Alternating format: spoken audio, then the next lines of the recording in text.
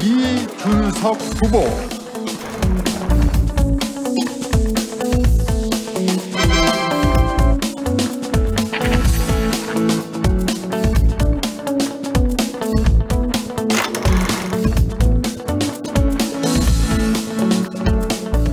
아마 윤석열 전 총장이 이것 때문에 어느 정도의 이미지 타격은 있을 거라 봅니다.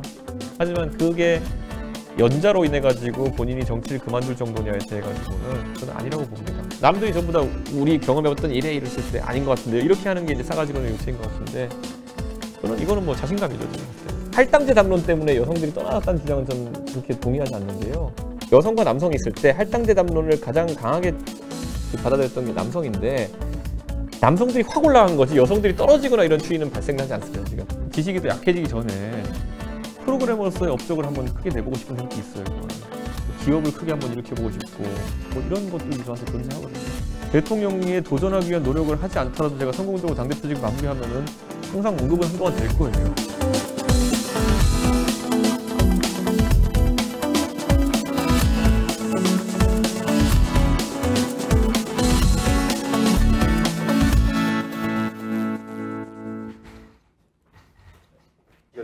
아, 김아지셔도 그렇구나. 저도 지금 여기서 걸어왔는데 방금 한 3, 4분 전에 네. 그때는 이렇게 비가 이렇게 쏟아지지 않았는데 전 다른 길 타셨어요? 비옷 입고. 어... 비옷 찢었어요. 그냥 걸어오시지. 네? 급하셨구나. 아니 당산에서 가지고. 아. 당산역에서 가고. 당산에서 저기 일부러 따릉이 타고 오신 건 약간 운동 삼아? 아니요, 당산이 더 가까워요. 예를 들어서 여의도역에서 9호선 한 번 더 갈아타고 오면 국회의사당에 가깝긴 한데 한 번만 갈아타려면 당산으로 오는 게 빠르죠. 그 윤석열 전 총장의 경우에 이제 가족 리스크라고 하는 게 수면 위로 이제 떠올랐지 않았습니까? 이제 장모가 징역형을 선고받고 법정 구속까지 됐는데 대표께서 대한민국은 연좌제가 없다. 이게 제가 보기엔 좀 원론적인 수준의 반응을 보이셨는데 앞으로도 계속 그렇게 관리가 될 수 있다 이렇게 보시나요? 저는 연좌의 측면에 있어가지고는 예를 들어 윤석열 전 총장이 검사로서 예를 들어 장모나 아니면 가족의 건에 대해 가지고 어떤 직권 남용이나 이런 걸 하지 않았다는 전제에서 연좌제라는 얘기가 나오는 거죠. 윤석열 총장 전혀 관련이 없는 건이니까. 하지만 윤석열 전 총장이 어떤 식으로든지 영향을 끼쳤다는 것이 나온다면 그건 연좌제 영역이 아니라 본인의 문제가 되는 것이죠. 하지만 지금 상황에서는 연좌로밖에 볼 수 없는 어떤 그런 상황이다. 저는 이렇게 보는 것이고요. 지금 그 윤 전 총장 가족의 경우에 이제 수사도 진행되고 있고 재판도 계속 진행되고 있어서 그러니까 유죄라고 하는 결과들이 계속 이어지게 되면은 보통 사람들이 보기에는 윤 전 총장이 총장직에 있을 때는 괜찮았던 문제가 나오니까 이렇게 드러나는 것 아니냐라고 생각해서 법리적으로 뭐 직권남용이나 이런 부분이 입증되지 못한다고 하더라도 좀 문제가 있는 건 아니냐라는 사람들의 정치적인 판단, 영향을 줄 수 있지 않을까요? 기본적으로 우리나라에서 3심을 받는 상황이기 때문에 대법원까지 가봐야 된다라는 생각이고요. 당장 이재명 지사의 것만 하더라도 본인이 유죄받았다가 재심에서 이제 살아난 거 아니겠습니까? 근데 그분도 이제 보면은 사실 첫 번째 이제 1심에서 유죄를 받았을 때는 정치적으로 거의 사망 선고 아니냐라는 평가를 들었던 분이기 때문에 그리고 그때도 보면 법리의 모호성이 있는 부분이 있었고 뭐 그래서 저는 앞으로 지켜볼 부분이 있다 이렇게 보는 거고요. 저는 아마 윤석열 총장이 이것 때문에 어느 정도의 이미지 타격은 있을 거라 봅니다. 하지만 그게 연자로 인해 가지고 본인이 정치를 그만둘 정도냐에 대해 가지고는 저는 아니라고 봅니다. 그리고 기본적으로 민주당 같은 경우에는 지금까지 연좌에 대해 가지고 굉장히 엄격했어요. 예, 그게 우리 소위 말하는 노무현 대통령 시절에 그 연설부터 시작해가지고 아내를 버리란 말입니까부터 그게 사실 저는 노무현을 만든 연설이라고 보거든요. 근데 그게 정신이 이어져 내려오는 친노 친문에 있어가지고 윤석열 전 총장의 직권남용에 대한 어떤 혐의라는 게 전혀 나오지 않고 이런 상황 속에서 연좌를 적용하기 쉽지 않을 거다 이런 생각합니다. 그리고 굳이 제가 어디서 한번 제가 증문즉답하는 과정에서 언급했지만은 제가 상기시키지 않더라 하더라도 만약에 그런 어떤 장모의 어쨌든 과오가 나중에 혹시 확정된다 하더라도 대통령직을 수행하는데 문제라고 한다면은 그럼 후보에 대해 가지고 더 엄격하게 정증해야 되는 거 아니냐. 윤석열 전 총장은 전과가 없는 후보거든요. 그럼 전과가 있는 민주당의 후보들에 대해 가지고 어떻게 할 것이냐. 굉장히 제가 봤을 때는 우스꽝스러운 전과를 가진 분도 있거든요. 민주당의 대선 후보 중에서는. 저는 그런 부분은 뭐 민주당이 쉽게 접근하기는 어려울 것이다 이렇게 봅니다. 어쨌든 좋은 일은 아니죠. 국민의힘으로서도. 저는 솔직히 좀 약간 당황했던 게 6월 29일 날 윤석열 전 총장이 출마 선언을 했다는 거는 저는 7월 2일에 있을 판결에 대해서 굉장히 자신감이 있다고 저는 판단했거든요. 그래서 저는 그거에 대해서 생각했는데 그렇게 아주 중형이 선고되는 걸 보면서 저는 이건 의외인데 이런 생각했습니다. 그 둘 중에 하나겠죠. 오히려 윤석열 총장도 실제로 굉장히 자신감이 있었던지 아니면 두 번째로는 거꾸로 이런 판결이 나올 거라 예상했으면 그 이후에 분위기 안 좋아지는 상황 속에서는 출마 선언을 할 수 없었을 테니까 땡긴 걸 수도 있고요. 근데 둘 다 가능한 시나리오니까 전 진실은 모르죠. 예. 윤 전 총장의 출마 선언을 보고서 사람들이 미래 비전이 없다라든지 그 디테일에 좀 문제가 있는 건 아니야 이런 이제 실망스러운 반응을 보였지만 대표께서는 전혀 그렇지 않다 이렇게 보시는 거군요. 저는 윤석열 전 총장이라는 분이 예를 들어 지금 가지고 있는 가치는 안티 문재인의 가치가 굉장히 큰 건 사실이죠. 근데 거기에 더해가지고 만약에 내가 이거 너희들에게 경제도 얘기해주고 내가 안보도 내가 얘기해주고 할게 이렇게 한다 그러면은 오히려 약간 아까 말했던 것처럼 이질감이 들 수 있다는 거죠. 오히려 많은 분들 입장에서는 저분이 국가를 굉장히 공정하게 운영해주기 바라고 그리고 예를 들어 만약 대통령이 된다면은 어떤 그 부패를 부패 완판이라고 했으니까 그걸 척결해주기 위한 그 정도의 목적을 바라고 투표하는 것이지 윤석열 총장 입장에서는 모르는 부분에 대해서 급하게 지금 공부한다고 시간을 많이 보내시잖아요. 저는 그러니까 공부라는 것이 아까 말했던 것처럼 정치적 사안에 대해 가지고 합리적인 판단을 할 수 있을 정도면 됐지 하나하나마다 지금 깊게 전문성을 갖출 정도가 되어야 된다고 보는 국민은 없을 것이고 저도 그걸 기대하지도 않습니다. 예. 저는 그런 어떤 안정감 있는 어쨌든 인재풀을 구축하려면 당의 도움 받아야 된다고 생각합니다. 박근혜 대통령이라는 분은요. 2012년 대선을 앞두고요. 본인에게 가장 부족한 것이 뭔지 알았어요. 본인은 보수 쪽에서는 오른쪽에서는 단 한 번도 의심받을 일이 없고 보수 쪽의 지지는 무조건 확보했다 생각하기 때문에 거기서 본인이 섣부르게 무슨 말을 하고 무슨 공부했다고 하고 자기가 뽐내고 이런 걸 하기보다는 굉장한 상징성을 가진 김종인과 이상돈이라는 두 분을 그러니까 개혁적 보수론자, 보수개혁론자인 이상돈 교수와 그다음에 경제적으로 경제민주화 및 중도화를 담당하는 김종인 위원장을 본인이 비대위원으로 모심으로 인해 가지고 바로 해결했거든요. 예. 만약에 박근혜 대통령이 김종인이라는 사람을 수면 아래에 놓고 계속 뭔가 전해들어서 공부한다는 취지로 그걸 한번 본인이 곱씹어가지고 국민들에게 경제민주화 이런 얘기 했으면은 저는 생각보다 소구력이 크지 않았을 거라 봐요. 다만 굉장히 상징성 있는 그 인물이 그 영역을 담당하게 함으로 인해서 오히려 깔끔하게 해결됐다는 그런 생각이었거든요. 저는 윤 총장도 그래서 제가 봤을 때는 오히려 저는 그래서 그 윤 총장의 지난 한 3개월간의 행보가 제가 봤을 때 다소 의아했던 거예요. 1분 1초 가깝다. 그러니까 제가 그 정도 위치에 있는 사람이었으면은 굉장히 상징성이 있고 그리고 어떤 정책과 이름이 결부되어 있는 인사들을 영입하기 위한 노력을 많이 했을 거예요. 근데 그렇게 하지 못했던 것이 지난 3개월 누구나 윤석열 총장이 좀 만나보실까요 하면은 자기 약속 다 빼고 만나러 올 사람들이 많았는데 그 시간 동안 지금 뭐 가시적인 성과가 안 나왔다는 거는 역으로 지금부터 그러면 한 1, 2개월 더 시간을 보내신다 해가지고 그런 결과가 나올 것이냐. 지방 행보를 하면서 국민들의 이야기를 듣겠다. 이건 솔직히 여의도 문법에서 가장 할 게 없을 때 하는 행동. 컨셉이라도 잡혀야 되는 거거든요. 자금의 측면도 있지만은 이제 대선에 임하는 데 있어서 정책 측면 네. 이런 부분들도 좀 있겠죠. 그리고 만약에 윤석열 전 총장이 입당을 하게 되면은 또 서로 다른 얘기를 하면 안 되잖아요. 정책적인 면은 당에서 좀 주도해야 되지 않을까 그런 생각을 하고 있습니다. 왜냐하면 당이라고 하면은 오래된 철학을 가지고 이제 당론을 만들어 오고 당의 정책을 만들어 왔기 때문에 그런 어떤 좀 리스크에서는 좀 자유로울 수 있습니다. 갑자기 뜬금없는 갑자기 그 철학가가 와가지고 그러니까 장하성 씨 같은 사람이 갑자기 들어와가지고 소득주도 성장으로 갑자기 후보를 끌고 간다든지 사실 저는 문재인 대통령께서 상당히 긴 기간이 있었음에도 불구하고 굉장히 스타일리시하면서도 다소 이제 정책적으로는 주류가 되지 못하는 의견들을 많이 받아들여가지고 저는 좀 캠페인도 그렇고 나중에 대통령께서 통치하시면서 힘들었다 이런 생각을 하거든요. 저는 그래서 좀 안정감 있게 가려면 정책은 당이 주도하는 게 맞겠다는 생각을 합니다. 그러니까 최재형 전 원장을 아는 분들이 의아하게 생각하는 거는 정치 지도자가 되려면 권력 의지가 있어야 되잖아요. 그러니까 그런 게 있을까? 뭐 그런 얘기들을 많이 제가 하거든요. 개인적으로 굉장히 존경하는 분 중에 김항식 총리가 계시거든요. 김항식 총리랑 거의 비슷한 이력이잖아요. 예, 그리고 김항식 총리는 누구로 흠잡을 수 없을 정도의 진짜 훌륭한 인품을 가지신 분이고 심지어 정치 참여를 선언하셨죠, 그분도.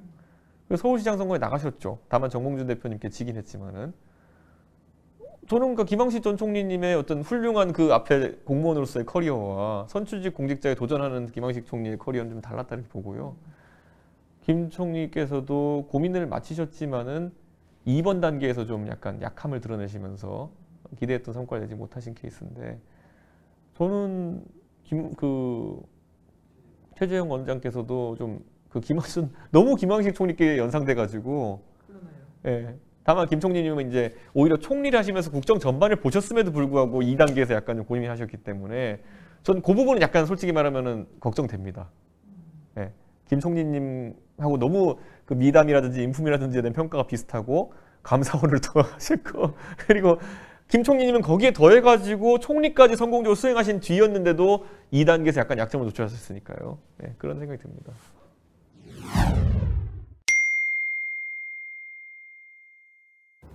2018년에 그 당선되고 시고 나서 최고위원 당선되고 나서 이제 그 직후에 택시 기사를 하셨어요? 예, 한 2달? 대여섯 달 뒤에 2달 정도 됐죠. 예, 예. 저 출마하시기 전에 인터뷰한 걸 보면 원래는 올 여름에 그 개인 택시 8월 11일에 제가 8월 11일부터 18일인가 예, 상주에 이제 그 센터에서 교육받기로 했거든요. 상주. 예. 아, 서울이 아닙니까? 그 개인 택시 그 양수 양도 교육을 받을 수 있는 곳이 화성하고 상주예요. 아, 그래요? 예, 그 교육센터 거기 있어요. 도로교통안전공단에서 한 게. 지금 못 받으시겠네요. 받을 건데요. 대표 일은 어떻게 하고요? 휴가 기간 그때로 잡으면 되죠. 아, 그래요? 예. 아, 그래요? 그러니까 휴가 아니더라도 회의를 한 번만 빠지면 될 걸요. 그러니까 김기현 대표님 사회 보시라고 그러고 해야죠. 왜 그렇게 그걸 받으시려고 그러세요? 그냥 대한민국의 평균적인 사람들의 언어를 그대로 보여줘요. 그런 어떤 일상적으로 굉장히 그런 어떤 제가 지금 여의도 밖에 앉아 할 수 없는 경험들을 하는 게 나쁘지 않은 경험이었던 생각이 드는 거죠, 보면은. 근데 뭐 그런 경험은 하시고 싶으면 그냥 택시기사, 일반 택시기사라도 하실 수 있잖아요. 근데 굳이 개인 택시기사. 일반 택시기사는 제가 이 일이랑 병행하기 어려운 게 그때는 제가 그 2달 동안 실제로 정규직으로 취업해가지고 했던 거고요. 예, 그래서 제가 매일매일 12시간을 했어요. 일반 법인 택시는 그렇게 내가 원하는 때만 나가는 게 불법이에요. 그거는 그 알바 도급 영업이라고 해가지고 불법화돼 있어요. 정규직 무조건 취업해야 돼요, 그거는. 그래가지고 개인 택시는 다만 내가 개인 사업자로서 언제든지 끌고 나갈 수 있으니까. 그래서 제가 이제 이 일이랑 병행하려면 개인 택시 양수 양도를 받아야겠다는 생각했던 거고요. 그럼 앞으로 개인 택시를 하실 생각 있으세요? 뭐 계속 운전 안 하겠지만 주말이나 이럴 때 제가 머리 식히러 들고 나갈 수 있겠죠. 아니면 여기 국회 공간 앞에 당대표 차 세워놓은 데 세워놓을 수 있겠어요. 개인 택시 하나 이렇게 양수하려면 돈이 꽤 들지 않습니까? 예, 꽤 들죠. 근데 그건 어차피 그 소위 말하는 그 번호판 값은 나중에 다시 팔아도 그대로니까요. 예, 그래서 제가 어느 정도 할지 이제 지켜봐야죠.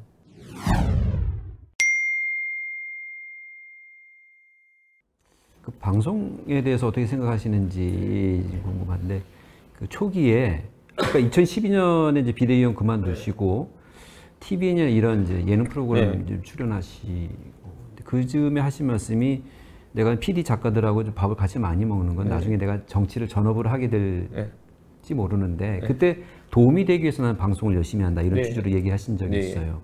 실제로 방송이 지금 정치를 하시는데 어느 정도 영향을 줬다고 보세요? 저는 종편 특히 초기에는요. 2011년 말에 이제 종편 채널이 4개가 생겼는데요. 그 저도 지상파도 같이 나가고 종편 나가고 했지만은 2011년부터 2012년 말 3년까지의 기간 동안에는 종편 패널들도 본인의 분단위 시청률을 다 알고 있을 정도였어요. 그러니까 분단위 실시간 시청률 데이터를 일부러 달라 그래요. 저희가 보면서 스스로 연마할 그런 시기였거든요. 그건 왜 그러냐면은 자 텔레비전 채널이 돌아가지 않도록 말을 이어나간다는 것은 정치하면서 많은 사람들이 나에게 주목받게 한다는 것과 대동소이한 능력이에요. 그런 어떤 트레이닝 자체가 굉장히 정치하는 사람들한테 유효하다. 그런 맥락에서 제가 지금 대변인 토론 배틀도 하면서 최대한 젊은 사람들한테 그런 기회를 한번 부여해보고 싶은 그런 것도 있습니다. 저는 제가 방송하면서 큰 실수를 그렇게 해가지고 제가 문제된 것 같지는 않은데 저도 아차 싶었던 논리들을 제가 얘기한 적도 있었고 그런데 그런 거는 제가 그래서 비판받을 때도 있었고요. 그런 거는 실시간으로 계속 학습해 나가야 되는 아주 그 감이라 보거든요. 우리가 아무리 말로 설명할 수 있다 하더라도 경험을 해서 감을 갖는 것만 못한 경우들이 있는 게, 저희가 어릴 때 태어난 아이들한테 아무리 이게 뜨겁다라는 개념을 글로써 가르치고 말로 가르친다 하더라도 절대 모르거든요. 그러면은 손이 약간 찌릿찌릿할 거야 뭐 이렇게 해서 그 뜨거움의 감정을 알 수가 있을까요? 저는 근데 우리 지금 젊은 정치 준비하는 사람들도 조금은 그 뜨거운 맛, 방송의 뜨거운 맛을 좀 보면서 체험해야 될 부분이 있다. 저는 이렇게 봐요. 예. 저희 그 같이 출연했던 예. 출연 패널 중에서 예. 대표 되시기 전에 예. 일주일에 16개 프로그램에 예. 하신다는 얘기를 예. 하던데 맞습니까? 예, 맞습니다. 그때 고정 출연이 한 16개, 17개 됐었어요. 물리적으로 가능해요? 근데 굳이 따지면은 그것보다 그거 이제 예전엔 더 많았던 적이 있었어요. 22번 이렇게. 그래요? 예. 근데 그건 이제 그때는 종편이 소위 띠로 깔았으니까요. 월화수목금을. 예. 예. 월화수목금을 한 3군데 깔면 그게 15개 먹고 들어가는 거거든요. 예.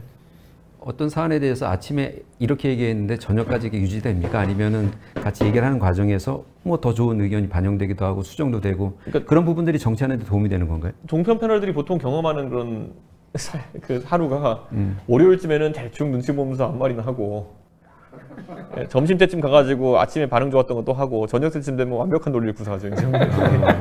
그렇군요. 예상대로. 예, 그게 이제 하루의 진화 과정인데, 예, 그게 월요일부터 금요일 가면서도 그렇게 진화하고 해서 금요일 저녁쯤 되면 완벽하죠. 예. 그게 그런데요. 그 정치하면서 비슷해요. 유세차도 비슷하거든요. 어떤 정치인들 내 유세차든 남의 유세차든 타면 한 15일간 선거기간 동안 타잖아요. 14일간. 저도 예를 들어 국회의원 선거 치를 때마다 처음에 가서 그냥 있는 얘기 다 해요. 한 하루 이틀은. 근데 할 때마다 사람들 눈빛이나 아니면 박수 보면은 좋은 것만 골라서 내일 하고, 그렇게 한 열흘쯤 지나고 나면은 명연설이에요. 전부 다. 예.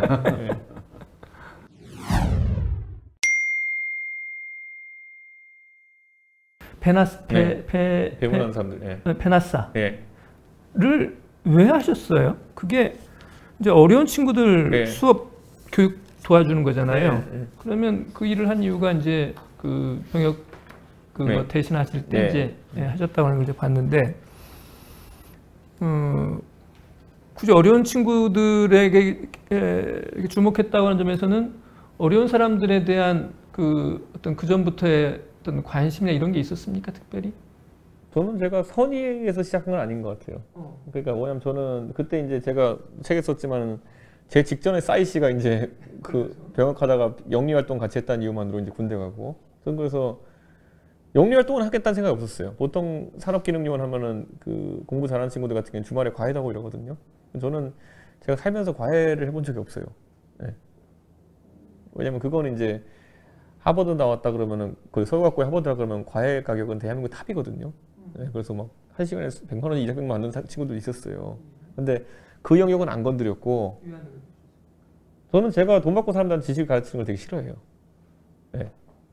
그래서 그건 제가 항상 일관된 생각이에요, 저는. 그래서 제가 무슨 직업적으로 선생을 차라리 하면 모르겠으나 돈 받고 제가 무슨, 왜냐면 돈을 받는다면 엄청난 고가치 평가받는 건데 제가 그런 사교육을 행하면서 제가 무슨 사회개혁을 얘기한다는 게 좀 의아할 것 같아가지고 전 절대 안 했고, 다만 이제 제가 이제 병역특례 산업기능요원을 한다고 했을 때, 그러면 산업기능요원 일반 회사 직원이랑 거의 비슷하게 근무하기 때문에 저녁 시간대나 아니면 주말에 자유시간을 쓸 수 있는데 영리는 못한다. 그럼 저는 비영리 활동을 해야겠다는 생각했고, 그러면 가장 제가 뭐 제 일에 영향 안 주고 그냥 편하게 할 수 있는 것이 교육봉사 아니겠느냐, 이렇게 했는데, 처음에 시작해서 그래서 이런 거죠. 굉장히 대한민국 교육에 성립하기 어려운 조건이 만들어진 거예요. 자, 엄청난 제 선후배 동기들이 다 서울과고 출신들이 거의 다 서울대가 있고 카이스트가 있고 있으니까, 그때 처음에는 서울과고 농문들끼리 했거든요. 서울과학고등학교, 하버드, 서울과학고등학교, 서울대 이런 출신들의 사람들이 모여가지고 돈은 안 받고 교육을 하겠다. 이게 대한민국에 다른 건 성립하지 않는 조건이에요. 병역든 산업기능요원 하는 사람들 사이에서 특수하게 형성될 수 있는 조건이거든요. 그래가지고 애들 막 처음에 막 20점대, 30점대 이런 애들 수학하는 애들 불러가지고, 저희가 뭐 교육학적으로 뭔가 훈련이 돼 있습니까? 그런 것도 아니니까 그냥 저희 옛날에 중학교, 고등학교 타던 것처럼 문제 다 풀어라. 안 풀면 집에 못 가고 다 풀면 집에 간다. 이거 원칙 하나로 운영했어요. 근데 그렇게 했더니만 애들이 성적이 다 80점, 90점이 돼버린 거예요. 이주호 교육부 장관 그때 저희 찾아와서 치하하고 박근혜 대통령이 이제 발탁하고 이래서 제가 정치를 하고 있는 거거든요.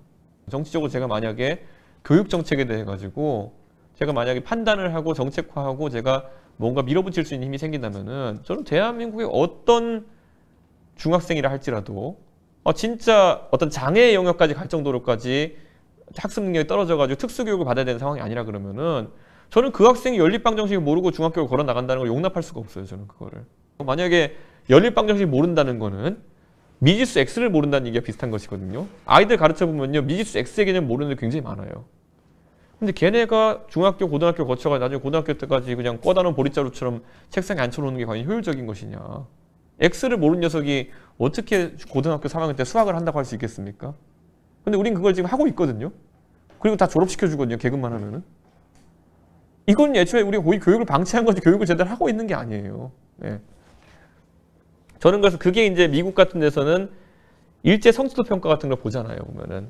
우리도 봤었죠. 그래서 그거를 미국에서 부시 대통령 같은 경우에 NCLB라고 해가지고 No Child Left Behind라는 아주 시적인 표현이죠. 어느 학생도 뒤에 남아있지 않는다 라는 방식으로 풀었는데 그거 굉장히 강압적인 정책이에요.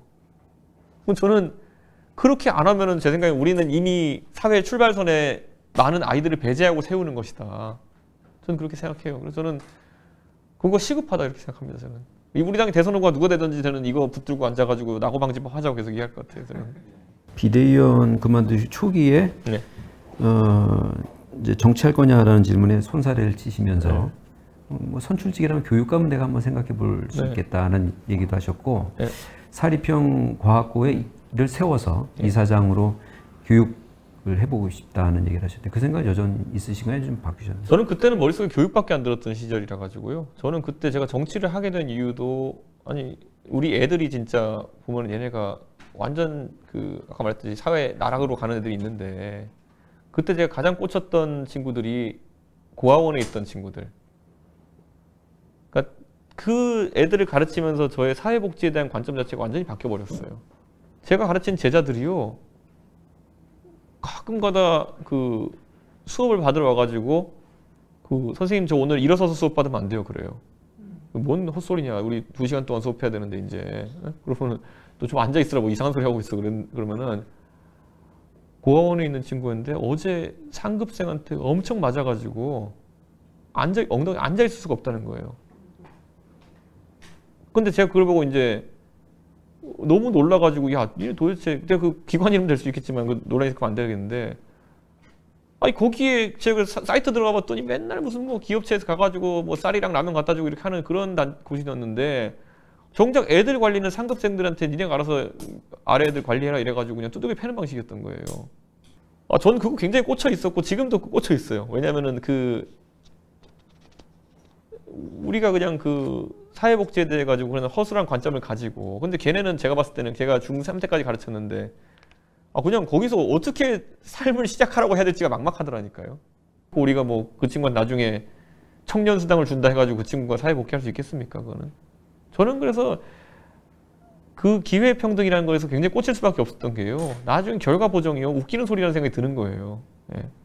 아니 제가 걔네를 뭐 입양할 게 아니면 어떻게 신경 쓰겠습니까? 그렇기 때문에 제가 그때 방치했던 것이고 그때 그럼 정치를 해가지고 꼭 해결하고 싶다. 그래서 박근혜라는 굉장히 센 사람이 나를 비대위원이라는 거 데리고 가려고 하니까 그럼 가서 그 얘기하겠다. 아무도 관심 없어요. 그런데 그 당시에는. 저니까 꽂혀가지고 그때 관심 있어가지고 막 의원들 쫓아다니면서 이거 하나만 어떻게 하자 그랬는데 그때는 제가 실력도 없었고 정치적으로 그렇기 때문에 관철시킨 게 아무것도 없었고 저는 지금도 생각해요. 그러니까 그 정치가 모든 사람이 시작하게 된 계기는 다양하겠지만은 저는 그 교육봉사활동이 굉장히 컸어요. 저는. 네. 보수하고 진보로 나누자면 굳이 나누자면 보수지만 나는 보수와 진보 어디쯤에 있을 거다 이런 얘기를 하신 적이 있어요. 네. 혹시 정치를 해보자고 처음 내민 소원이 이제 박근혜 전 대통령이 아니고 지금 민주당 계열이었으면 그때도 하셨을까요? 저는 안 했을 것 같습니다. 네. 왜냐하면 저는 기본적으로 경제에 있어가지고 제 관점이 굉장히 낙수 경제론까지는 아니겠지만은 제가 경쟁 기반으로 한 어떤 사회라든지 아니면 조금 더 계급 간 이동이 활발했으면 좋겠다 이런 생각이 있는 거거든요. 그러니까 계급 철폐론자와 계급 간 이동이 자유로웠으면 좋겠다는 좀 약간 철학의 차이가 있는 거거든요. 계급을 인정하는 것은 그렇죠. 저는 왜냐하면 계급이라는 건 경쟁에 있어서 동력이 되는 것이고요. 예. 우리가 모든 회사에 들어간 사람은 사원으로 만족하지 않는 것과 비슷한 것처럼 다만 그 사원에서 사장까지도 올라갈 수 있는 그 기회가 열려있는 유동성과 그리고 인사가 공정할 수 있는 기대감 이런 게 좋은 거지 단일 직급 체계로 회사를 운영한다 이런 게 저는 또 말이 안 된다 생각하거든요.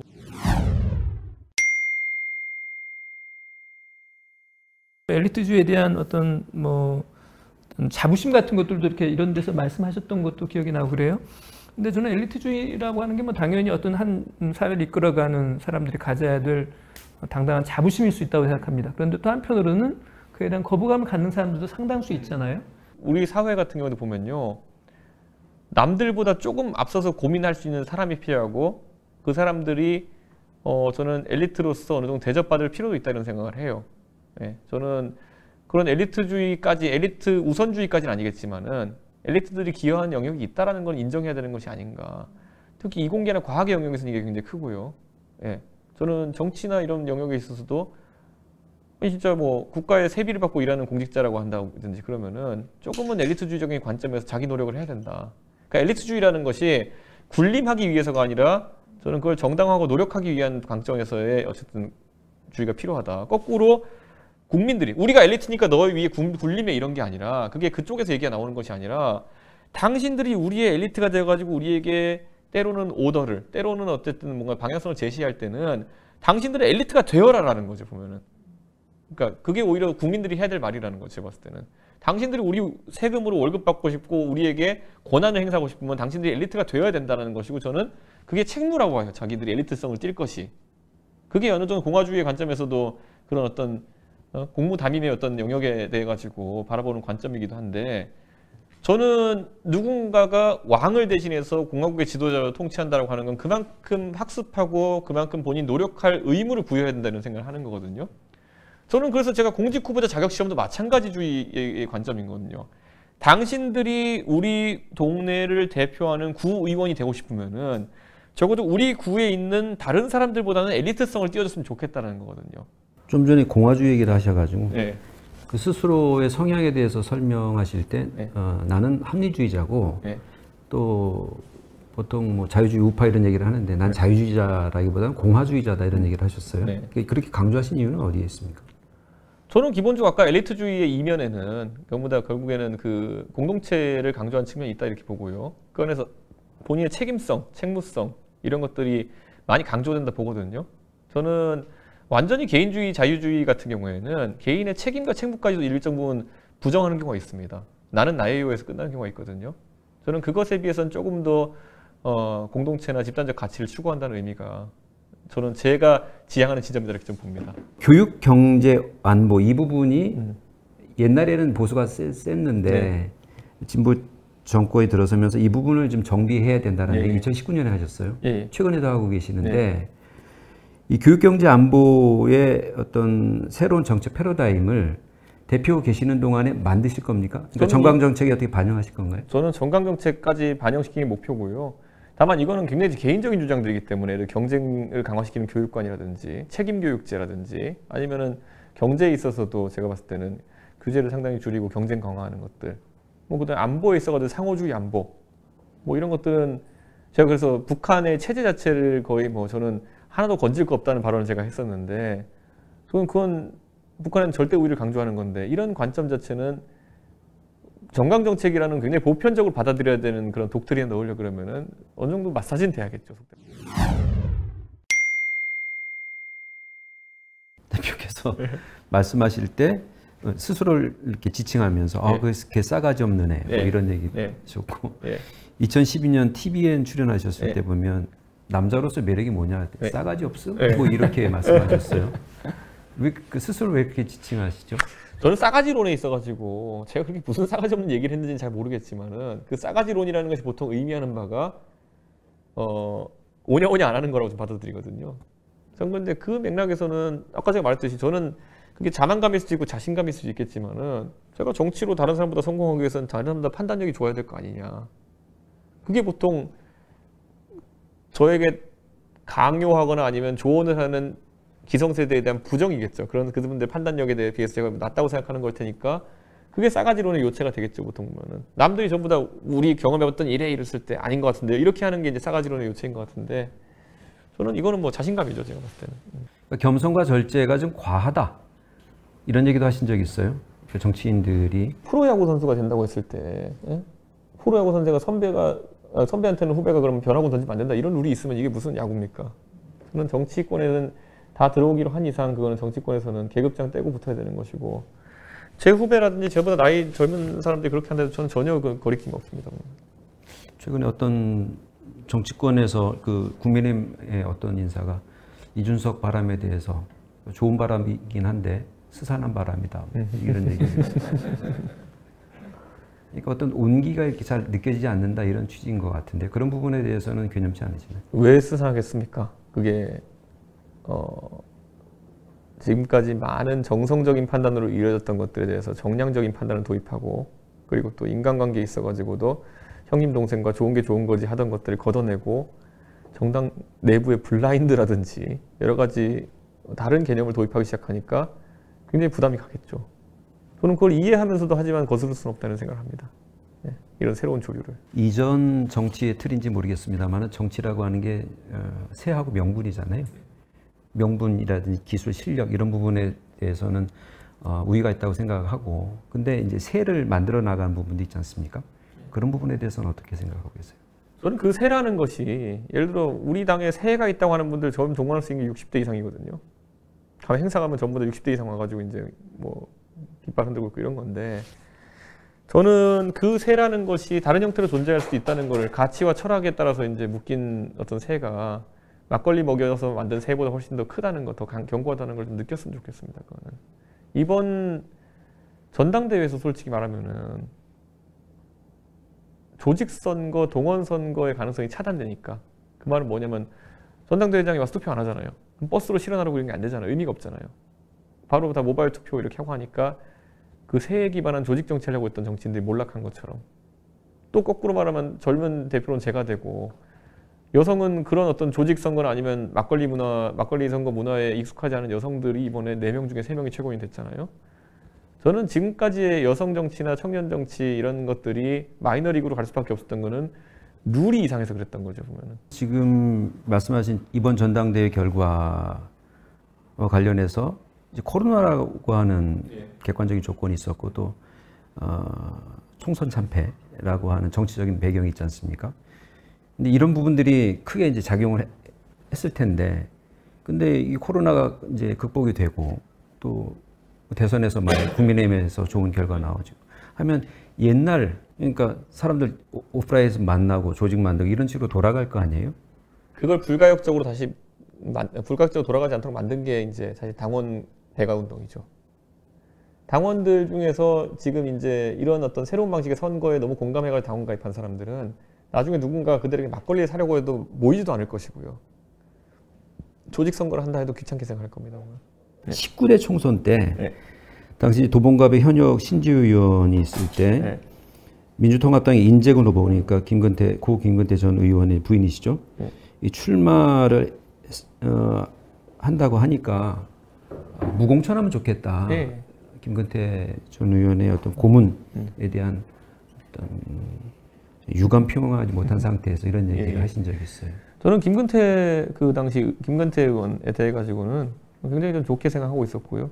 무엇보다도 어쨌든 김근태 의원이 고문 후유증으로 돌아가신 거 아니겠습니까? 그때 상당히 젊은 나이에 돌아가신 거고 하다 보니까 사실 그 당시 신지우 의원님 마침 선거를 못 나가실 상황이 됐던 것도 있었고 그러다 보니까 저희가 사실 이거는 이기기도 어려운 선거였고 그러다 보니까 무공천을 선언하는 게 어떻냐라는 이야기를 했었던 것이죠. 근데 그때 비난 많이 받았죠. 네. 우리가 김근태를 왜 챙겨야 되느냐부터 시작해가지고. 근데 저는 그때 그런 행보가 있었다면은 좀 전국적으로 조금의 울림은 있었을 것이다라는 생각을 하고 그게 오히려 더 많은 의석을 가져왔을 거라는 생각을 하긴 해요. 지금 보면은. 왜냐하면 김근태 의원이 천수는 의자 돌아가셨으면 제가 추모하지 않을 텐데요. 그때 고문 후유증으로 돌아가신 게 거의 확실했기 때문에 얘기했던 거죠. 그러니까 제가 이 부분 좀 뜻밖이었다고 생각하는 건 뭐냐면 약간 정치인 이준석한테 이런 이제 온기가 있나 하는 생각이 들었습니다. 그러니까 어떻게 들릴지 모르겠지만, 근데 이것마저도 어떤 정치적인 득실을 셈해서 나왔던 결론인지. 김근태 의원에 대해서는 득실까지는 아니었던 것 같아요. 다만 우리가 아까 말했던 것처럼 조금 더 이제 인간적인 집단이라는 걸 보여줄 필요는 있다. 그런 생각을 했었던 것이고, 지금 와서 판단을 하라 그러면은 똑같은 얘기 못 할 것 같긴 해요. 왜냐면 제가 정치에 있어가지고 예를 들어서 그 지역구에서 열심히 그 선거를 준비한다는 것이 어떤 의미인지를 알기 때문에, 예를 들어 북한이랑 단일팀 해야 되니까 너 이제 접어라 이렇게 얘기하는 거랑 약간 비슷한 느낌으로 전 받아들일 수 있기 때문에 그냥 그 당시의 뜻은 약간 그랬어요. 저는. 이번 그 전대 기간 중에 그 김무성 전 대표하고 뭐 만나신 부분과 관련해서 거짓말을 하셨다는 논란이 있었어요. 그때 이제 만나긴 만났는데 만나지 않았다고 기자한테 응대를 하셨고, 이게 어디 그 TV조선에 전화 연결할 때 그러니까 언론이 거짓말한다는 지적을 받아서 해당 언론에 미안하지만 큰 의미를 부여하기는 어렵다, 이런 얘기를 하셨어요. 그때 이제 이거 얼마나 곤란한 상황이었냐면요. 김무성 대표가 절대 말하지 마라라고 했어요, 저한테. 우리 만났던 건 절대 말하지 마라. 그 상황 속에서 이제 근데 그게 이제 그 모임 자체가 실제로 어떤 논의가 있었다 그러면 제가 사실 그거는 공유할 지점이 있는데, 논의가 아니라 제가 그냥 전당대회 났으니까 인사치레로 이제 만난 거였거든요. 그러다 보니까 이거를 공개하지 않아도 되겠다는 생각을 했던 것인데, 그런 생각을 좀 하긴 했어요. 그러니까 보면 그 당시에 김무성 대표가 저랑 어디 커피숍에서 만났는데 그때 김무성 대표랑 저랑 별로 개의치 않고 만났던 것인데, 정치적 해석이 확대될 수 있는 것에 대한 두려움이 우리 둘 다 있었던 것 같아요. 전당대회 앞두고 둘이 뭐 하나 이런 느낌이었던 것 같은데, 제가 봤을 때는 뭐 그때 뭐 김무성 대표가 절대 말하지 말라라는 말을만 하지 않았으면 제 성경상 그냥 만났는데 별일 없었다 이랬을 것 같아요. 근데 그건 제 나름의 곤란한 지점이 있었다는 거. 김무성 대표가 절대 말하지 말라라고 했던 거. 그전에는 이제 평론가시고 하니까 이런 이슈가 발생 안 하죠. 이제 대표에 도전하실 상황이었고, 이제 대표가 되셨으니까 앞으로 이제 이게 이 정치 공간에서 이 거짓말 논란이 얼마나 예민한지 그렇죠. 잘 아시잖아요. 그래서 어떻게 생각하실지 궁금해서. 김무성이라는 사람 아니면 좀 무조건 그거 다 얘기할 겁니다. 예전에 또 무슨 일이 있었냐면, 예전에 또 다른 거짓말 논란이 있었던 게, 제가 정치 시작했을 때 무슨 유승민 인턴을 했느냐 안 했느냐를 이제 조선일보가 물어본 적이 있었어요. 그 이슈도 있었어요. 그래서 그때도 마찬가지였어요. 저한테 얘기하지 말래요, 사람들이. 왜 그랬지만, 너 지금 영입한 게 박근혜인데 유승민이 영입한 것처럼 돼버리면 박 대통령이 얼마나 곤란하겠냐라고 그 당시에 친박 십상시들이 얘기한 거였어요. 근데 그때 그러니까 제가 남의 말을 듣는 스타일은 사실 아닌데, 근데 그런 어떤 위압을 느낄 만한 사람들이 얘기할 땐 저도 흔들릴 때가 있는 것 같아요. 보면 그 당시에는 제가 박 대통령한테 영입된 상황이었기 때문에 박 대통령 측에서 아니 그거를 영입되기 전에 우리한테 먼저 얘기했어야지, 이렇게 취재해가지고 이렇게 되는 걸 하면 유승민이 추천한 인사처럼 돼버리지 않느냐 이러면서 이렇게 해가지고. 근데 뭐 지금이야 제가 언론의 생리를 알기 때문에. 아십니까? 아니 언론이 그걸 저한테 물어봤을 때는 알고 물어본다는 건데, 그러니까 제가 그걸 뭐 거짓말한다는 의미가 있는 것도 아니고, 그러니까 제가 무대에 그 만났냐는 질문 왔을 때 제가 무슨 뭐 추측성이라고 생각하겠어요. 분명히 어디서 듣고 물어봤겠지라고 생각하는데, 다만 그거라니까요. 어디 가서 절대 말하지 말라고 했기 때문에 그런 거기 때문에.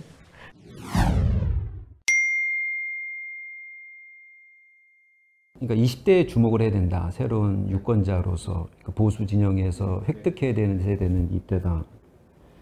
어떤 계기로 20대 그때부터 주목하게 되셨나요? 젠더 갈등이 이제 주목해야 된다, 이 얘기도 그때부터 하셨고. 그렇죠. 저는 왜냐하면 그 산업화 민주화라는 그 영광의 운명이 다 해가고 있다는 걸 느꼈거든요. 그렇기 때문에 20대는 그분이 호남에 살든 영남에 살든 간에 산업화의 영광 때문에 누굴 찍진 않을 거예요. 민주화의 영광이랑 엉덩이에 깔리지 않겠다라는 정치적인 의식과, 사회적으로는 갈등이라는 것을 이제는 과거 이념 갈등이나 아니면 그 경제적 계급 갈등을 넘어선 어떤 다른 갈등에도 관심을 가지기 시작해야 된다라는 약간 선진국형 진화가 있었던 것이죠. 저는 근데 이것을 받아들일 수 있는 사람은 20대 정도밖에 없다, 이런 생각을 했어요. 왜냐하면 지금 기성세대 같은 경우에는 거꾸로 산업화 세력의 득세와 민주화 세력의 득세에 직접적인 수혜자거나 또 피해자이기도 하고요, 보면은. 그렇기 때문에 그 논리를 벗어나려면은 젊을 때밖에 없다 이런 생각했어요. 네. 엊그제 SBS에서 여론조사를 네. 보도하면서 네. 이준석 대표의 당대표 역할 수행에 대해서 긍정적인 평가가 64.8, 부정적인 평가 20.8이었어요. 제가 그 구체적인 테이블을 좀 봤는데 광주, 전라도, 호남에서 잘하고 있다가 61.8이나 나왔고 더불어민주당 지지자들 중에 56.6%가 긍정적인 평가를 했습니다. 이 부분 혹시 알고 계십니까? 알고 있습니다. 네, 어떻게 보세요?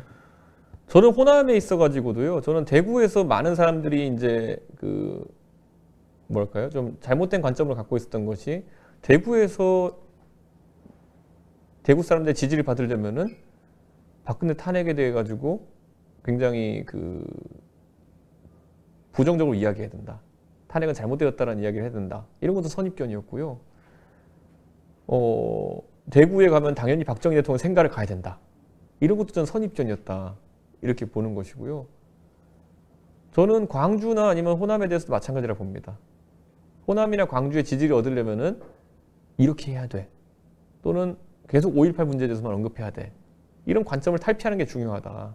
저는 그런 생각을 해요. 광주에 있는 젊은 세대 같은 경우에는요. 그 패턴화된 정치인이 와가지고 민주당이든 우리 당이든 5.18 얘기만 하는 것에 어느 정도는 다소 이제 뭘까요? 관심도가 떨어지고 있는 상황이에요. 오히려 일자리 이야기를 하고 오히려 비전 이야기를 하는 사람들한테 관심이 쏠릴 것이다. 이런 생각을 합니다. 그런데 이 여론조사에서 남녀 차이가 좀 있는데요. 남성의 경우는 잘하고 있다가 71.9인데 여성은 57.9입니다. 이 부분도 오해라고 말씀은 하시지만 이게 현실인데요. 이 부분에 대해서는 어떻게 보세요? 저는 대한민국에요. 지금 그 여성주의 운동이 지금 한 10년 가까이 휩쓸고 간 뒤에 그 다음에 이제 그 수치는 2018년 지방선거부터 상당히 고착화되어 있습니다.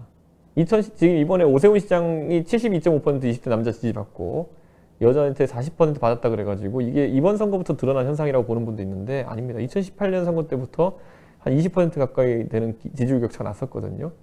저는 지금 이 안에 만약에 이름이 이준석이 아니라 다른 당대표였다 하더라도 저는 어느 정도는 비슷한 수치가 나왔을 것이다 이렇게 보고요. 그 할당제 담론 때문에 여성들이 떠나갔다는 주장은 저는 그렇게 동의하지 않는 게요. 그 여성과 남성이 있을 때 할당제 담론을 가장 강하게 받아들였던 게 남성인데 남성들이 확 올라간 거지 여성들이 떨어지거나 이런 추이는 발생하지 않습니다. 지금 발견되지 않습니다. 그래서 여성들 같은 경우에는 그냥 보합생이고 남성들이 급 상승세를 이렇게 보여가지고 괴리가 좀 커진 상황이다.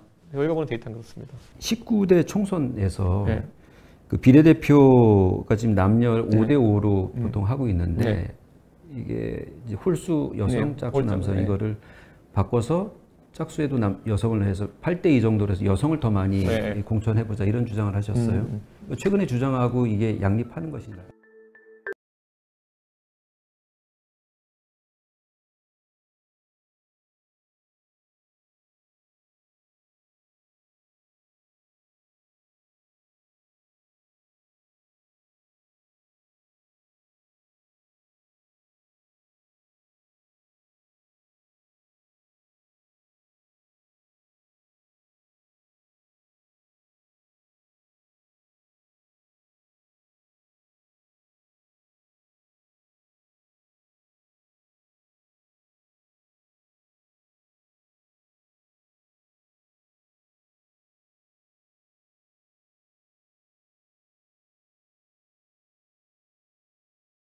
얘기할 때 그렇게 제가 말한 게 전언을 하면서 그렇게 된 건데 5대5를 꼭 고집할 필요가 있냐고 제가 얘기한 거예요.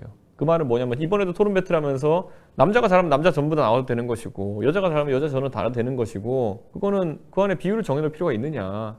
결국에는 그 당시부터도 할당제에 대한 약간의 거부감이 있었던 것이고 그 당시에 그래가지고 아니 여자가 잘하면은 여자가 7대3도 될 수 있어야지 왜 5대5로 국한하려고 하느냐. 거꾸로 할당제에 대한 굉장히 강한 반감이 전 그때부터 있었던 거죠. 그러니까 사람을 봐서 좋으면 여성도 더 많이 하자는 취지이지 여성을 7이나 8 정도로 가져가자 이런 취지는 아니셨다. 그렇게 설정할 건 아니죠. 그거는 여성이 만약에 좋으면은 7대3, 8대1로 되지 않느냐 이렇게 얘기했어요. 근데 이게 그 쓰신 책에 나오는 내용이어서 전에 읽을 때는 여성을 더 많이 공천하자는 취지로 발언하신 것으로 이렇게 이해를 했거든요. 근데 저는 여성이나 남성이나 아예 구분을 하지 않아야 된다는 취지로 많이 얘기했었거든요. 저는. 그 여성 할당제와 관련해서 여성 할당제가 이제 역사가 있지 않습니까? 지금까지 역사적 가치는 없다고 보세요? 저는 여성 할당제를 하려고 한다면 오히려 밑바탕부터 했으면 약간 지금 결과가 잘 나오지 않았을까. 밑바닥부터. 지금 이제 보통 여성 계산은 회사의 임원을 여성을 바꿔라. 아니면은 뭐 장관을 여성을 바꿔라. 이런 류의 할당제라는 거는 소위 일부 여성들에만 이제 돌아가는 이제 혜택이다 저는 이렇게 보거든요. 그리고 그 사람들이 만약에 그렇게 해서 그러면 아랫단위까지 그럼 여성들의 진출을 늘리는 수치적 보정을 계속 했느냐 그러면 그렇지도 않아요. 추미애 장관이 여성 차관 임명했다는 얘기 들으셨나요? 아니잖아요.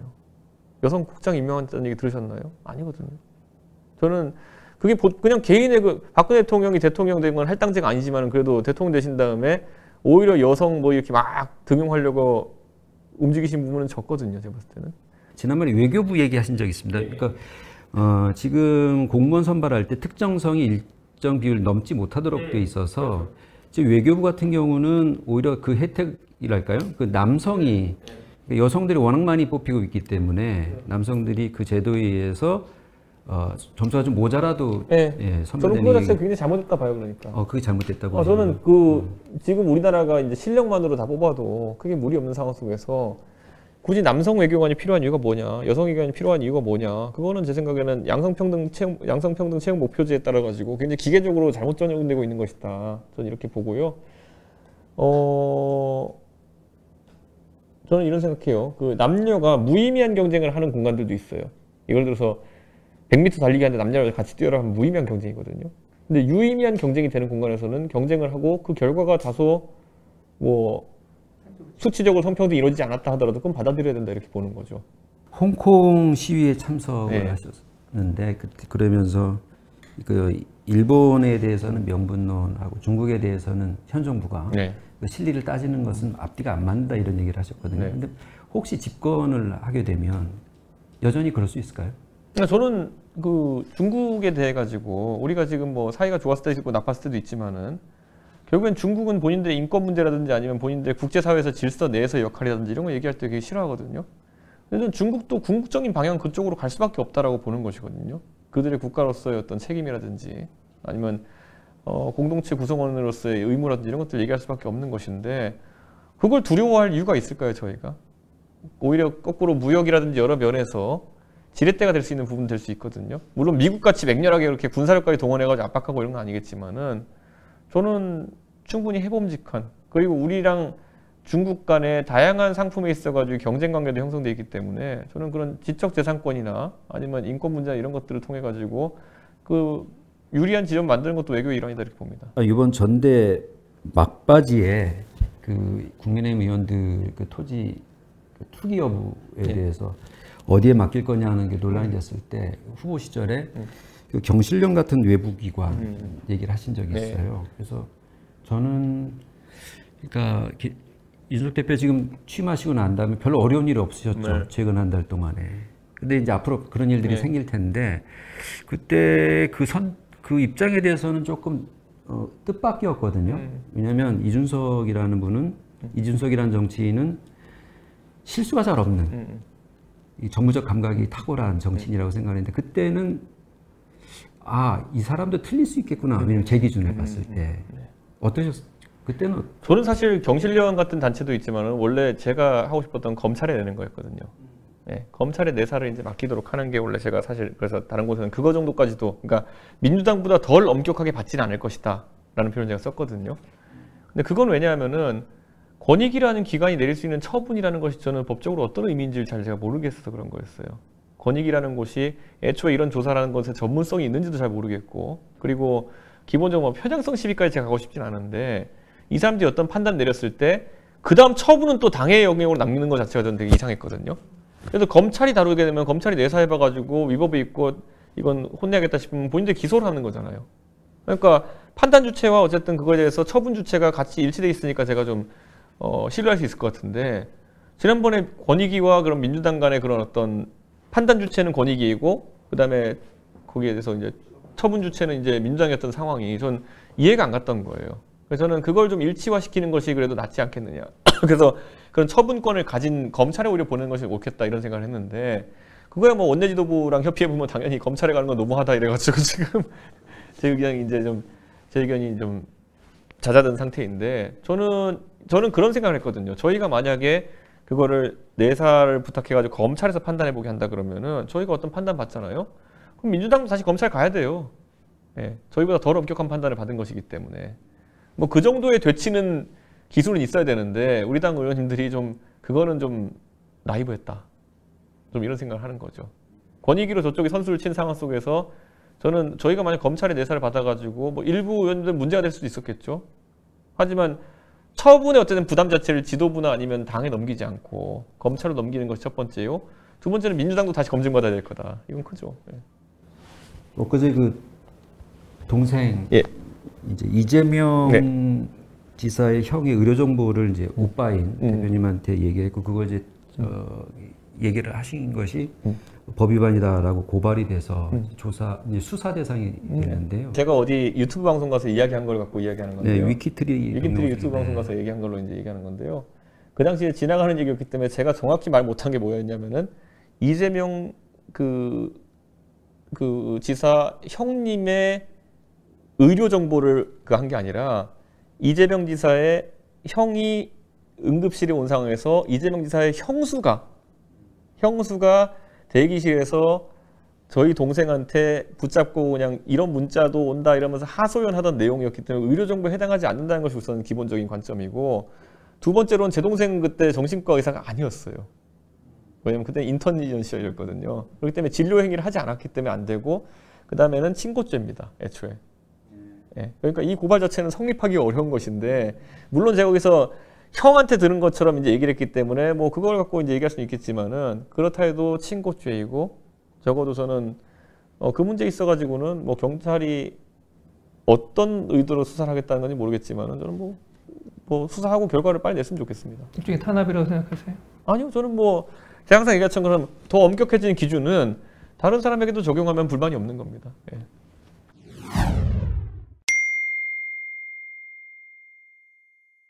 대표님 돈 때문에 고생하신 적 있습니까? 돈 때문에요?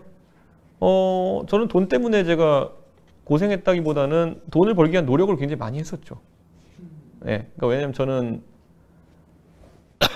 제가 뭔가를 할 때 항상 기회비용을 좀 생각하게 돼 있거든요. 그러니까 제가 예를 들어 하버드 출신으로 인해 가지고 다른 영역을 갔을 때 할 수 있었던 것들에 대해서 항상 아쉬움이 많이 남아요. 그래가지고 제 친구들에 대한 경쟁 의식도 어느 정도 생기고요. 하버드 동기들. 그 친구들은 뭐 컨설팅하고 아니면 뭐 또 뭐 로스쿨 이래가 돈 많이 벌고 있는 친구도 있거든요. 저도 인간인데 경쟁 의식이 안 생기겠습니까? 또는 보상 의식이 안 생기겠습니까? 그래서 돈을 벌려는 노력을 많이 했죠. 후임 관련해서 박상기 장관 건이나 해가지고 여러 번 세게 상당히 비판을 하셨어요. 그 부분과 관련해서는 어떻게 생각하십니까? 제가 요즘 들어서 코인에 대해서 얘기 잘 안 하려고 하는데 제가 얘기하면 이해 충돌될까 봐 얘기 안 하는데 그래도 제가 박상기 장관 때는 얘기를 좀 많이 했던 게 이런 게 있는 것 같아요. 노무현 정부랑 문재인 정부 같은 경우에는 제가 그냥 그쪽 진영에 계신 분들하고 얘기해 보다 보면은 부동산에 대한 트라우마도 굉장히 크지만 바다 이야기에 대한 트라우마가 너무 크더라고요. 네. 바다 이야기로 인해 가지고 그때 지지율이 많이 폭락했다는 이런 인식을 갖고 있어가지고 그 가상화폐, 암호화폐 이 투자 쪽을 바다 이야기랑 비슷하게 좀 생각하고 있는 분도 있더라고요. 그래서 저는 박상기 장관의 그런 어떤 언급 자체가 그것과 결이 좀 닿아 있었다는 생각이 들어가지고 그것보다는 조금 더 전문적인 면을 들어봐야 되지 않겠느냐. 이렇게 할 것 같으면 예를 들어 자산 변동성이 크다는 이유만으로 도박으로 몰 것 같으면은 그러면 코스닥 잡주는 뭐냐. 네. 그럼 코스닥 잡주는 왜 안 때려잡느냐. 그냥 그런 정도의 강한 불만 인식을 갖고 있었던 거죠. 그리고 지금 와서 생각해보면 오히려 그 당시에 어느 정도의 버블은 끼일 수 있었고 어느 정도 뭐 손해본들이 있으시다 하더라도 그걸 잘 산업화해서 키웠으면 이번에 한번 다시 이렇게 올라가고 있을 때 국제적인 거래의 상당 부분이 우리나라 거래소에 이루어지고 이랬다 그러면 큰 시장을 상출할 수도 있거든요. 근데 그 당시에 우리나라의 거래소 행동이나 상당히 제약시켜 놓고 그래서 기술 발전도 더뎠고 우리나라 그래서 이번에 큰 판이 벌어졌을 때 우리나라 거래소들이 빛을 많이 못 봤습니다.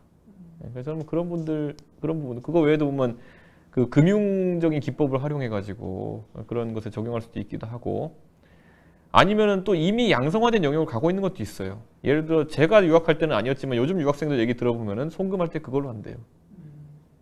왜냐면 수수료도 적고 즉시성이 보장되고 또 이건 약간 외환관리법에 또 이제 검토를 해봐야겠지만은 기관에 통보되지도 않고 이미 그런 약간 반음성 반양성인 시장이 존재하는 거거든요. 그럼 저는 박상기 장관이 했던 건 약간 다른 태도가 필요하지 않았을까 그런 생각을 하죠. 그 비트코인에 투자하세요? 아니요, 저는 제가 프로그램으로 자동 투자를 하기 때문에 뭐 자동 투자 프로그램을 돌리신다고. 네, 제가 뭘 갖고 있는지 저도 잘 몰라요. 그럼 잡코인도. 예, 빈번하게 자기가 그냥 상황에 따라서 지표를 보면서 투자하게 돼 있어요. 그렇군요. 근데 보통 가상화폐 투자해도 내가 이런 거 투자해 이런 얘기 잘 안 하지 않습니까? 안 하죠. 근데 원지사도 요즘 하잖아요. 원지사도 해요? 원지사도 최근에 하셨다고 이제 밝히셨거든요. 아 그래요? 근데 그건 저는 이제 암호화폐라는 영역이 이제 저는 바다 이야기라는 인식까지 안 하고 있는 거거든요. 저는 이 안에서 예를 들어 아까 말했던 그 DeFi라고 하는 그런 어떤 탈중앙화 금융이라는 것도 가능하다 이렇게 보는 거고요. 우리나라 같이 그 기축화폐의 가치가 뭐 기축화폐는 안정적이긴 하지만 우리나라는 근데 기축화폐라고 할 정도의 어떤 국제 통용 화폐가 아닌 어떤 그런 화폐를 가지고 있는 나라가 금융시장에 금융업에 진출하려면은 그런 암호화폐를 기반으로 하는 건 나쁘지 않다는 생각했어요. 세금은 작년에 얼마나 내셨는지 뭐 말씀해 줄 수 있으신가요? 제가 방송을 계속하기 때문에 소득세는 다 투명하게 신고되고 그래서 한 소득세를 보통 제가 한 5년째 한 제할 거 다 하고 해가지고 2-3천만 원씩 낼 겁니다. 오 많이 내시네요. 그거는 이제 추가 정산할 때만 그렇게 내는 거고 그 앞에 그 사전 징수되는 건 빼고요. 그렇겠죠. 원천 징수 빼고요? 원천 빼고 원천 징수는 가는 거고 제가 나중에 추가로 납부하는 금액이 한 2천만 원, 3천만 원 정도 되는 것 같아요. 정치 초기에 이런저런 고민이 있는데 사랑하는 사람과 결혼한 것도 포기해야 되는 것 아닌가 이런 고민도 하신다고 그랬는데요. 그런 사적인 고민도 여전히 있으신가요? 굉장히 많겠죠. 그리고 제가 아까 말했던 것 가장 큰 사적인 고민은 그런 거. 내가 이제 단 한 번도 정치인 이준석이 아닌 상황으로 사람들한테 비춰지기 어렵겠구나. 그건 진짜 제가 이민을 가야 되는 그런 거거든요. 또 정치하는 사람 이민을 갈 수는 없고. 그러니까 아주 일반적인 사람의 생활 패턴을 그대로 가기는 어렵겠구나 이런 생각이죠. 제가 아까 말한 것처럼 가서 그냥 뭘 시켜 먹어도 계란이 하나 더 나온다니까요. 그건 어떻게 극복할 수가 없어요. 그거는 제가. 정치할 때 그러니까 자유로우면 빚지는 사람이 없어야 된다고 말씀하시는 거죠. 빚진 사람이 한 명도 없습니다. 저는 제 영입에 있어서는 박근혜 대통령의 빚을 졌기 때문에 그걸 계속 갚는 방법은 제가 열심히 해가지고 그분 잘했다는 소문 나게 하는 것 그거밖에 없습니다. 제가 봤을 때. 정치의 최종 목표가 대통령이신가요? 저는 근데 제가 이제 아까 말했듯이 제가 안 한 다른 영역들에 대해 가지고 너무 아쉬움이 커요.